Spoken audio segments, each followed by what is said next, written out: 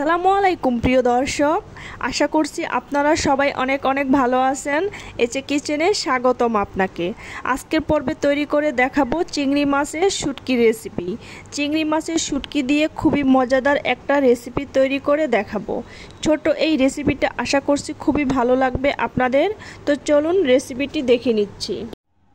চুলায় একটা fry pan বসিয়ে ফ্রাই প্যানটা গরম করে নিয়েছি। এখন এখানে দিয়ে দিচ্ছি চিংড়ি মাছের শুটকি। আমি এখানে 50 গ্রাম চিংড়ি মাছের শুটকি নিয়েছি। শুটকিটা ভালো করে বেছে নিয়েছি যাতে করে কোনো ময়লা না থাকে। এখন চিংড়ি মাছের শুটকিটা আমি ভেজে নেব। চুলার আঁচটা মিডিয়াম করে 3 মিনিটের মতন ভেজে নেব। এই তো আমি চুলার আঁচটা মিডিয়াম করে 3 মিনিট শুটকিটা ভেজে নিলাম। আপনারাও শুটকিটা ভেজে নেবেন। যে কোনো শুটকি রান্না করার আগে এভাবে ভেজে নেবেন, দেখবেন সুন্দর একটা স্মেল আসে আর ময়লাগুলো ভালো করে পরিষ্কার হয়ে যায়। এখন এখানে পানি দিয়ে দিচ্ছি। পানি দিয়ে ভালো করে নেড়ে চেড়ে বলক তুলে নেব। এই অবস্থায় পানি দিয়ে পানিটা একটু ফুটিয়ে নিলে মাছের ভিতরে যে ময়লা থাকে সবগুলো ভালো করে বের হয়। বলক তুলে নেব এখন। এই তো বলক চলে আসছে। এখন আমি ভালো করে ঠান্ডা পানি দিয়ে চিংড়ি মাছটাকে ধুয়ে নেব। আমি চুলায় একটি ফ্রাই প্যান বসিয়েছি।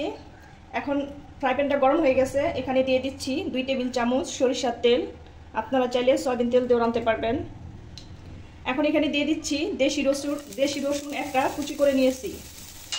রসুনটাকে হালকা ভেজে নেব।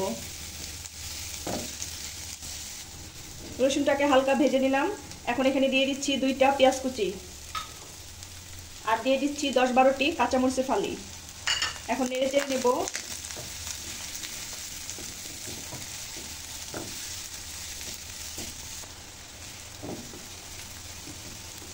পেঁয়াজ রসুনটাকে হালকা ভেজে নিলাম।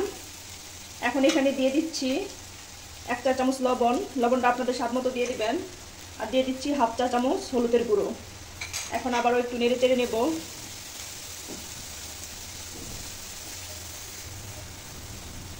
ভালো করে নেড়ে চেড়ে নিয়েছি। এখন এখানে দিয়ে দিচ্ছি ভেজে রাখা সেই চিংড়ি মাছের শুটকি। এটা আমি ভালো করে ধুয়ে নিয়েছি। এখন এই চিংড়ি মাছটাকে চুলার আঁচটা মিডিয়াম করে 4 মিনিটের মতন এভাবে আমি ভেজে নেব। চিংড়ি মাছটাকে আমি 4 মিনিটের মতন ভেজে নিলাম। আজকের রেসিপির জন্য আমি এখানে এই সাইজের 7টা আলু খোসা ছাড়িয়ে ভালো করে কেটে ধুয়ে নিয়েছি। এখন এখানে দিয়ে দিচ্ছি আগের থেকে কেটে রাখা আলুগুলো আমি চিকন চিকন করে কেটে নিয়েছি। এখন আলুগুলো ভালো করে নেড়ে চেড়ে নেব। বাহিরে অনেক বৃষ্টি হচ্ছে, মনে হয় মেঘের ডাকটা আপনারা শুনতে পাচ্ছেন।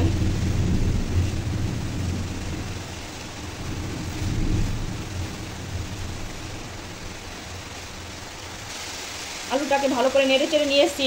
এখন আমি এভাবে 3 মিনিট ভেজে নেব। মানে এভাবে 3 মিনিট আলুটাকে কষিয়ে নেব। আলুটাকে 3 মিনিট ভেজে নিলাম। এখন এখানে পানি দিয়ে দেব যাতে করে আলুটা সেদ্ধ হয়ে যায়।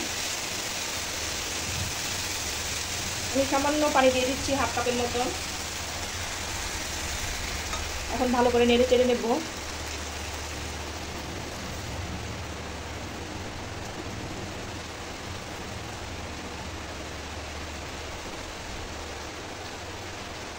এখন চুলার আঁচটা মিডিয়াম করে ঢাকনা দিয়ে ঢেকে 5 মিনিট রান্না করব। আমি 5 মিনিট রান্না করলাম।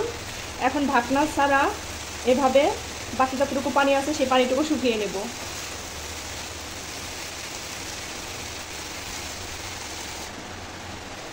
এই দেখুন পানি সম্পূর্ণ শুকিয়ে গেছে।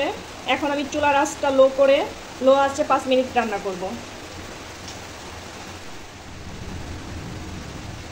এই তো 5 মিনিট রান্না করার পর ফিরে এলাম। এখন রান্নাটা হয়ে গেছে। আমার এই ছোট্ট রেসিপিটি আপনাদের যদি একটু হলেও ভালো লাগে তাহলে লাইক কমেন্ট শেয়ার করবেন আর আমার চ্যানেলটিকে সাবস্ক্রাইব করে দিবেন। তো রান্নাটা হয়ে গেছে, এখন চুলা থেকে নামিয়ে নেব। যারা এভাবে চিংড়ি মাছের শুটকি দিয়ে আলু রান্না করেন তারা তো জানেনই এটা টেস্টটা কেমন। আর যারা এখনও এভাবে রান্না করেননি তারা বাসায় একবার হলেও এভাবে রান্না করে দেখবেন এর টেস্টটা কেমন। এখন গরম গরম ভাতের সাথে পরিবেশন করব। ধন্যবাদ সবাইকে এতক্ষণ আমার ভিডিওটি দেখার জন্য।